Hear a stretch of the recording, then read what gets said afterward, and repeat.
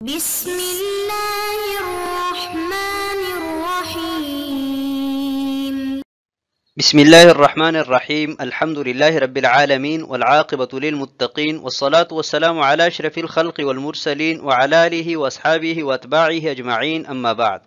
عزیز طلبہ، آج کتاب الہدایہ جز 40 کا سبق نمبر 257 ہے، اور اس سبق میں انشاءاللہ جنس تمام الدعوہ وما يفعله القاضی بعد تمام الدعوہ کے متعلق بات کریں گے، اور کتاب کی عبارت ولا يقبل الدعوہ حتی يذکر شیئا معلوما سے لے کر یشترط مع بیان القیمت ذکر الانوثۃ والذکورۃ تک ہوگی۔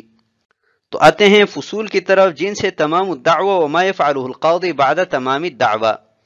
تو فصل نمبر 1، الشیء المدعا به یشترط لصحت الدعوہ فیہ ذکر الجنس والقدر، اس میں جنس اور قدر کو ذکر کرنا ضروری ہے۔ نمبر 2، المال المدعا به شیئا منقولا، کہ مال مدعا به جو ہے وہ شیء منقول ہے، تو یشترط احضارها فی المجلس لیشار الیہ للتعریف، تو اس چیز کو مجلس قضا میں حاضر کرنا ضروری ہے تاکہ تعریف کے لیے اس کی طرف اشارہ کیا جا سکے۔ وَإِنْ كَانَ هَالِكًا يُذْكَرُ قِيمَتُهُ، اور اگر وہ چیز ہلاک ہو چکی ہے تو اس کی قیمت کو ذکر کرنا ضروری ہے۔ نمبر 3، المال المدعا به شیئا غیر منقول، کہ مال مدعا به غیر منقولی چیز ہے، تو یشترط تحدیدہ والذکر انہ فی ید المدعا علیہ، تو اس کی تحدید ضروری ہے، حدود بیان کرنا ضروری ہے، اور اسی طرح یہ بات بھی ذکر کرنا ضروری ہے کہ وہ مدعا علیہ کے قبضہ میں ہیں۔ آتے ہیں کتاب کی عبارت کی طرف، قال ولا تقبل الدعوہ حتی یذکر شیئا معلوما فی جنسہ وقدرہ، اور دعوہ قبول نہیں کیا جائے گا یہاں تک کہ کوئی ایسی چیز ذکر کرے کہ جس کی جنس اور اس کی مقدار معلوم ہو۔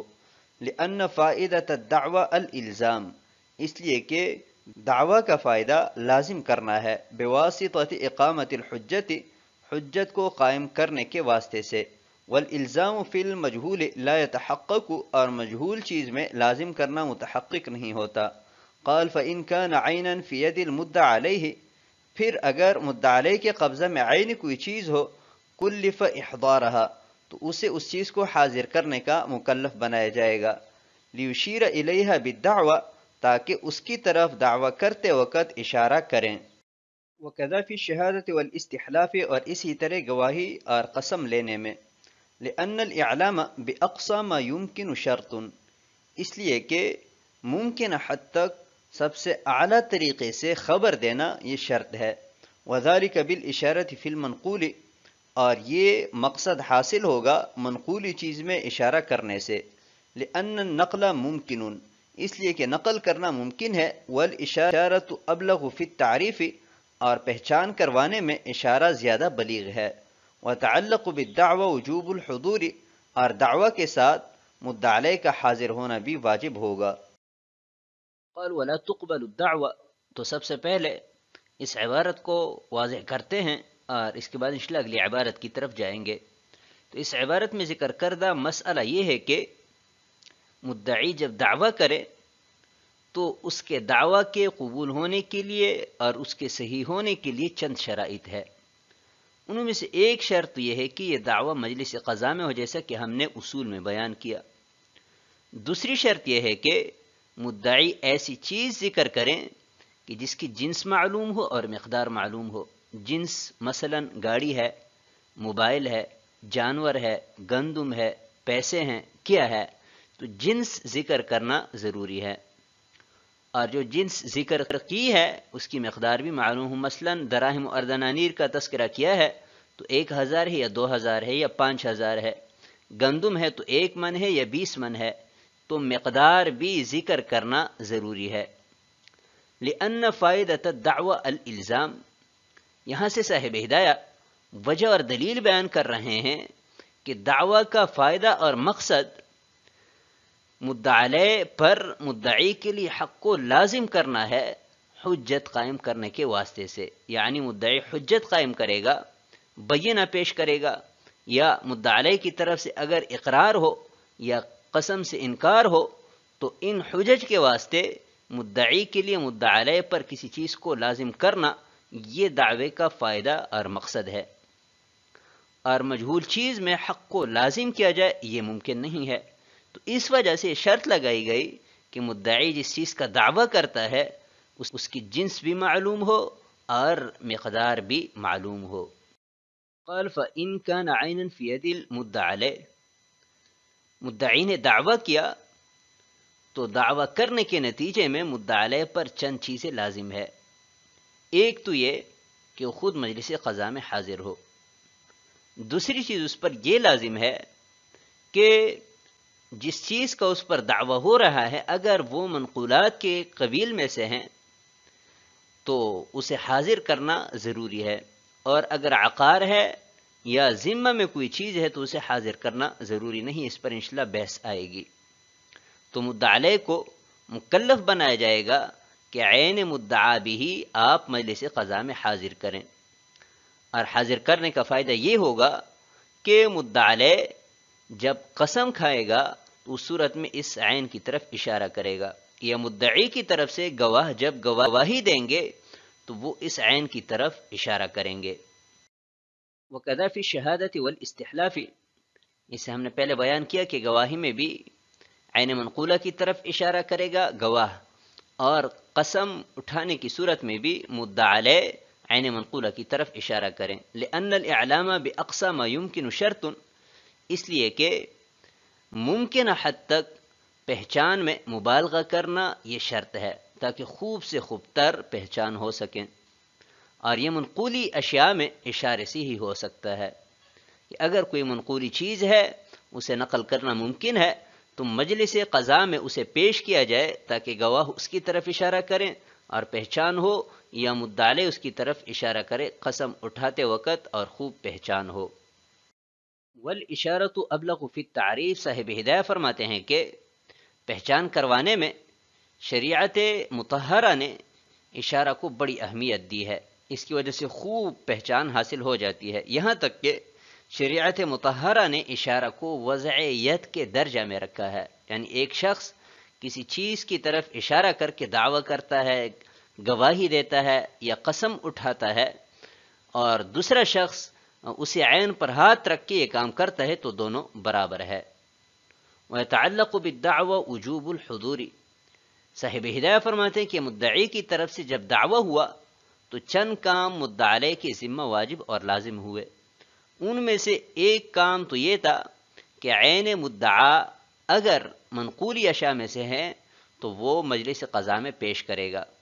دوسری چیز جو مدعی علیہ کے ذمہ واجب ہو رہی ہے وہ مجلس قضا میں اس کا خود حاضر ہونا ہے تاکہ اس کے ساتھ خصومت کی جا سکے. آتے ہیں اگلی عبارت کی طرف. تو پہلے عبارت اور ترجمہ کرتے ہیں اور اس کے بعد انشاءاللہ مختصر سی تشریح کریں گے. وعلى هذا القضاة من آخرهم في كل عصر، اور ہر زمانے میں اول تا آخر سارے کے سارے قضات اسی ضابطے پر قائم ہے. وجوب الجواب اذا حضر لیفید حضوره، اور جواب کا وجوب متعلق ہوتا ہے کہ جب مدعی علیہ مجلس قضا میں حاضر ہو تاکہ اس کا حاضر ہونا فائدہ مند ہو. ولزوم احضار العین المدعات لما قلنا، اور ہماری بیان کردہ دلیل کی وجہ سے وہ چیز کہ جس کا دعویٰ کیا گیا ہے اس کا حاضر کرنے کا لازم ہونا متعلق ہوتا ہے. والیمین اذا انکرہ، اور مدعی علیہ جب اس کا انکار کرے تو قسم متعلق ہوتی ہے. وسنذکرہ بعد ھذا ان شاء اللہ تعالی، اور یمین کو ہم اس کے بعد انشاءاللہ ذکر کریں گے. قال وَإِن لَمْ تَكُنْ حَاضِرَةً لَزِمَ ذِكْرُ قِيمَتِهَا، اور اگر عین حاضر نہ ہو تو اس کی قیمت کو ذکر کرنا لازم ہے. لیسیر المدعا به معلوما، تاکہ مدعا به معلوم ہو سکیں. لأن العین لا تعرف بالوصف، اس لیے کہ عین وصف بیان کرنے سے نہیں پہچانی جا سکتی. والقیمت تعرف به، اور قیمت ایسی چیز ہے کہ اس کے ذریعے پہچانی جا سکتی ہے. وقد تعذر مشاہدۃ العین، اور حال یہ ہے کہ عین کا مشاہدہ کرنا متعذر ہو چکا ہے. وقال الفقیہ ابو اللیث رحمہ اللہ تعالی، فقیہ ابو اللیث رحمہ اللہ تعالی نے فرمایا یشترط مع بیان القیمت ذکر الذکورۃ والانوثۃ، کہ قیمت کے بیان کرنے کے ساتھ ساتھ ذکورت اور انوثت کو ذکر کرنا بھی شرط ہے. وعلى هذا القضاة من آخرهم في كل عصر، ان امور کی بحث چل رہی ہے کہ جو دعوی کے نتیجے میں مدعا علیہ پر لازم ہوتی ہے. تو ایک چیز کا تذکرہ پہلے ہو چکا کہ جب مدعی دعویٰ کریں تو مدعا علیہ پر لازم ہے کہ وہ مجلس قضا میں حاضر ہو، اور اسی پر حضور اکرم صلی اللہ علیہ وسلم کے زمانے سے لے کر آج تک ہر قاضی صاحب کا عمل رہا ہے. دوسری چیز وہ وجوب الجواب اذا حضر، کہ جب مدعا علیہ مجلس قضا میں حاضر ہو تو اس پر جواب دعویٰ لازم ہے. جواب دعویٰ سے مراد تردید یا اقرار ہے کہ وہ یا تو مدعی کے دعوے کی تردید کریں، انکار کریں، اور یا اقرار کریں. اگر اقرار کیا پھر معاملہ ختم ہو جائے گا، حق اس سے لے کر مدعی کو دے دیا جائے گا. اور اگر انکار کریں تو پھر مدعی سے بینہ کا مطالبہ ہوگا، بینہ پیش کر دیا تو اس کے حق میں فیصلہ ہو جائے گا. اگر نہ مدعا علیہ سے قسم لی جائے گی، قسم اٹھا لیں تو معاملہ ختم ہو جائے گا. اور اگر قسم سے انکار کریں تو بھی مدعی کے حق میں فیصلہ ہو جائے گا.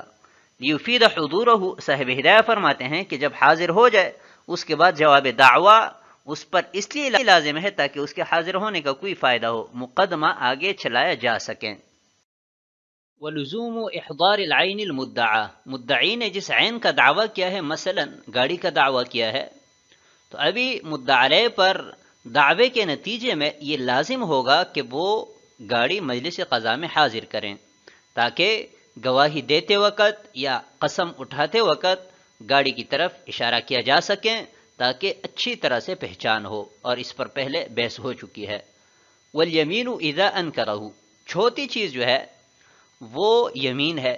صاحب ہدایہ فرماتے ہیں کہ اگر مدعا علیہ مدعی کے دعوے کا انکار کریں تو اس صورت میں مدعا علیہ پر قسم آئے گی بینہ نہ ہونے کی صورت میں، اور اس کی تفصیل آگے انشاءاللہ آئے گی. قال وَإِن لَمْ تَكُنْ حَاضِرَةً، سابقہ بحث تو اس چیز کے متعلق تھی کہ جو ضائع نہ ہوئی ہو اور مجلس قضا میں لانا ممکن ہو. تو اگر وہ چیز ضائع ہو چکی ہے اور ہے بھی منقولات کی قبیل میں سے، تو پھر اس کی تعریف کیسے ہوگی، پہچان کیسے کرائی جائے گی؟ تو فرماتے ہیں کہ اس کی قیمت بیان کریں. صرف اوصاف بیان کرنے سے دعویٰ صحیح نہیں ہوگا. یعنی مدعی نے جب دعویٰ کیا تو وہ بیان کرے گا کہ میری گاڑی ہے اور اس کی قیمت اتنی ہے. اس سے کام نہیں چلے گا کہ وہ یہ کہیں کہ سرخ گاڑی تھی، یہ سفید گاڑی تھی، کیونکہ سفید گاڑی تو 10 لاکھ کی بھی مل سکتی ہے، 15 لاکھ کی بھی مل سکتی ہے، اور 1 کروڑ 2 کروڑ تک بھی مل سکتی ہے. تو قیمت بیان کرنا لازم ہے صحت دعویٰ کے لیے. والقیمت تعرف به، ہاں اس عین کی قیمت اگر بیان کی جائے تو قیمت سے اس کی پہچان ہو سکتی ہے. مثلا یہ کہا کہ 10 لاکھ کی گاڑی تھی، تو یہ معلوم ہو جائے گا کہ عموماً 10 لاکھ کی کس ماڈل کی گاڑیاں ملتی ہے اور کس کیفیت میں ہوتی ہے. تو قیمت سے معلوم کیا جا سکتا ہے کہ عین کس قسم کی ہے.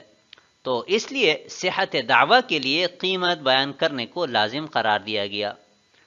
وقال الفقیہ ابو اللیث، فقیہ ابو اللیث رحمہ اللہ تعالی فرماتے ہیں کہ قیمت بیان کرنے کے ساتھ ساتھ اگر وہ چیز ایسی ہے کہ جو ذکورت اور انوثت کے ساتھ بھی متصف ہو سکتی ہے تو یہ وہ سبھی بیان کرنا ضروری ہے. مثلا یہ کہیں کہ بکرا ہے، بکری ہے، اونٹ ہے، اونٹنی ہے وغیرہ، یعنی صفت ذکورت اور انوثت بھی قیمت کے بیان کرنے کے ساتھ ساتھ فقیہ ابو اللیث السمرقندی رحمہ اللہ تعالی لازمی قرار دیتے ہیں. تو آج کے سبق کو ہم اسی پر ختم کرتے ہیں. والسلام علیکم ورحمۃ اللہ وبرکاتہ.